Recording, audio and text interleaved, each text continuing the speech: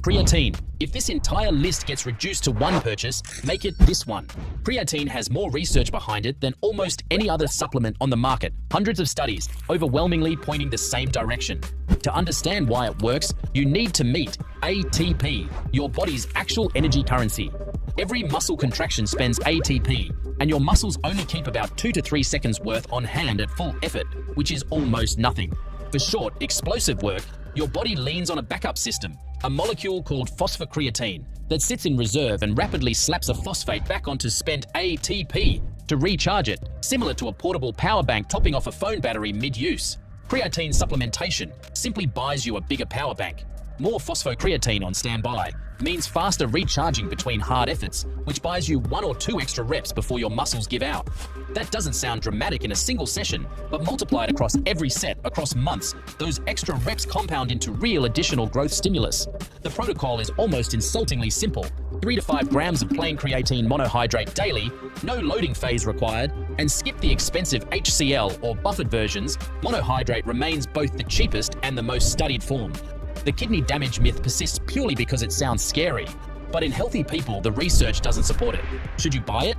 Yes, without much hesitation. If you train at all, there's essentially no argument against being on this. Vitamin D. Technically, this one doesn't belong on a vitamin list at all. It behaves far more like a hormone than a vitamin.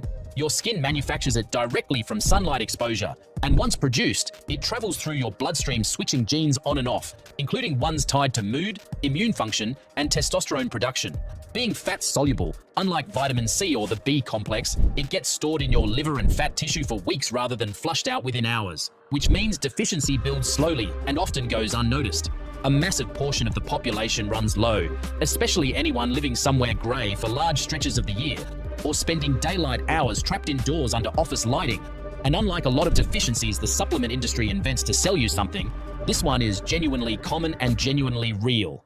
Roughly 1,000 to 2,000 IU. Daily covers most people who are mildly deficient, but the actually correct move is getting your levels checked with a blood test rather than guessing. Should you buy it?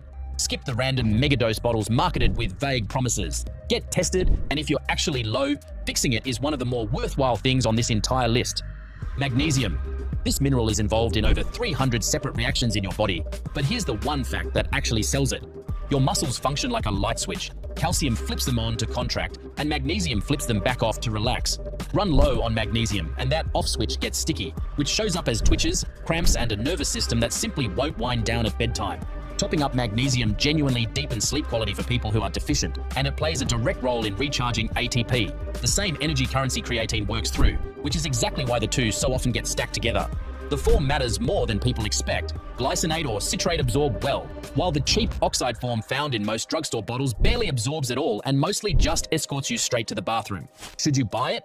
If sleep quality is an issue, or your diet is light on leafy greens and nuts, magnesium glycinate taken before bed is a cheap, genuinely worthwhile addition. Protein powder. Your protein powder used to be trash. Literally. Cheese factories spent decades dumping whey down the drain as a waste byproduct of making cheese. Someone eventually figured out how to dry it, flavor it, and sell it back to you at a markup. And that's the entire origin story. Here's why it still works despite that unglamorous history. Your muscle doesn't care where the amino acids came from. It just counts them. When you train hard, mechanical tension inside the muscle fiber triggers a process called muscle protein synthesis. Your body's building crew showing up to repair and reinforce the tissue you just stressed. That crew needs raw material to work with, and protein is the raw material, specifically an amino acid called leucine, which acts like the foreman blowing the whistle to start construction. Whey happens to be unusually rich in leucine, which is its one genuine advantage over most other protein sources. The target that actually matters is around 1.6 to 2.2 grams of protein per kilo of body weight daily. Hit that number through chicken, eggs, and lentils, and the powder does nothing extra for you. Your muscle can't tell the difference. The real reason it earns a spot in most people's routine isn't magic, it's convenience. Eating 150 grams of protein through whole food is genuinely a part-time job with dishes attached. A shake is 30 grams in 10 seconds flat. No cooking, no chewing. Should you buy it? If hitting your daily protein target from food alone feels impossible on a normal day, yes. If you're already there through real meals, the tub does nothing your dinner plate wasn't already doing. Pre-workout. You take the scoop, wait 20 minutes, and 2 completely different sensations hit at once. a tingling crawl across your skin, and a restless, jittery buzz. Most people lump both feelings together as the pre-workout kicking in, but they come from two entirely separate ingredients doing entirely separate jobs. The tingling, called paresthesia, comes from beta-alanine, which latches onto nerve receptors just under your skin that normally report touch and temperature and lights them up for no real reason, producing a harmless prickling sensation. Here's the part that trips people up. That tingle is not a sign of the supplement working that session. Beta-alanine's actual job is buffering acid buildup inside working muscle, which lets you grind out a few extra reps before the burn sets in. But that benefit only shows up after 2 to 4 weeks of consistent daily use, not from one scoop before a workout. The jittery, heart-pounding buzz is a completely different ingredient, caffeine, typically dosed at 150 to 300 milligrams, roughly 1 to 3 cups of coffee.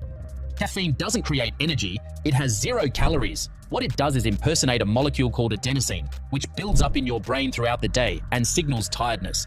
Caffeine is shaped close enough to jam into those same receptors without triggering the tired signal, meaning you don't gain energy, you just stop hearing the brakes. Push the dose too high, and that blocked brakes feeling tips into actual shakiness, and your brain adapts over time by growing more receptors, so the same scoop does progressively less. Should you buy it? A strong coffee plus a few grams of citrulline covers most of what pre-workout is actually doing, for a fraction of the price. Fish oil. This one won't make you stronger next week, but it's arguably doing more for the next 40 years of your life than anything else here. Omega-3 fats, specifically EPA and DHA, are essential, meaning your body cannot manufacture them itself. You either eat them or you go without. Oily fish like salmon and sardines are the richest source, while plant versions like flax and walnuts are technically related, but convert into the usable form at a miserable single-digit percentage rate, meaning they barely move the needle. Here's why a fat matters this much biologically.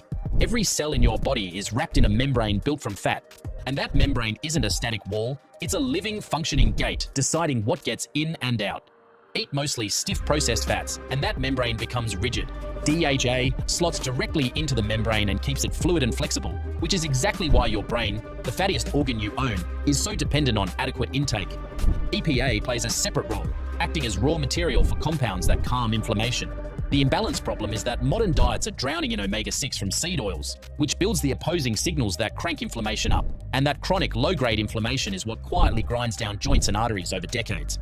If you eat oily fish 2 or 3 times weekly, you're likely covered without supplementing. Should you buy it? If fish isn't a regular part of your diet, yes, this is one of the smartest, cheapest long-term buys on the shelf. Electrolytes. These are the literal electricity of your body. Charged particles like sodium, potassium, and magnesium that your nerves rely on to fire signals to your muscles. Sweat is where they leave your body, and sweat buckets during hard training, hot weather, or a low-carb diet, and you flush them out fast, which weakens the electrical signal getting sent to your muscles. That's the actual mechanism behind why hard training sessions in heat suddenly feel flat, dizzy, or crampy midway through. And most people misread it as low energy or bad conditioning, when it's really a signal transmission problem. A pinch of salt dissolved in water fixes what most people incorrectly blame on missing fuel or poor fitness. The sports drink industry has turned this into an enormous sugar-loaded business, but the actual fix is far cheaper than a bottle with a cartoon lightning bolt on it. Should you buy it? Most people training normally don't need dedicated electrolyte products, but if you're sweating heavily through long or hot sessions, a basic electrolyte mix or simply salting your food is a legitimately useful, inexpensive tool. Collagen. This is the protein that makes up your skin, tendons, ligaments, and the connective tissue holding your joints together. And the pitch is that drinking more of it firms up your skin and repairs your joints from the inside. Here's the biological wrinkle that the marketing conveniently skips over. Collagen, like the protein powder covered earlier, gets broken all the way down into individual amino acids during digestion. Your stomach doesn't know or care that a particular amino acid came from a jar labeled collagen. It just adds those amino acids to the same shared pool as the ones from your chicken breast or protein shake. And your body decides where to actually deploy them based on what it needs, not where they originated. That said, there's a genuinely interesting wrinkle in the actual research. Some studies show collagen supplementation paired with vitamin C, which your body needs as a cofactor to build new collagen, modestly improves skin elasticity and joint comfort compared to a placebo, likely because it delivers a concentrated dose of glycine and proline, 2 amino acids that are relatively rare in a typical Western diet and happen to be the specific building blocks your body prefers for making new collagen. Should you buy it? The skin and joint benefits have some real, if modest, evidence behind them, but as a pure protein source for muscle building, it's a poor one. It's missing several essential amino acids that whey or meat provide in full. The real takeaway: strip the marketing language off every product on this list, and what's left is a short, boring list of genuinely useful tools. Creatine, vitamin D and magnesium for the biochemistry running quietly in the background, protein powder and pre-workout for the training itself, fish oil for the next several decades of your life, and electrolytes and collagen for the smaller, more specific gaps once everything else is covered. None of them work in isolation, and none of them substitute for actually training hard, eating enough protein, and sleeping properly. What they do is remove small specific bottlenecks once the fundamentals are already handled. Fix the fundamentals first, then let the supplements clean up what's left.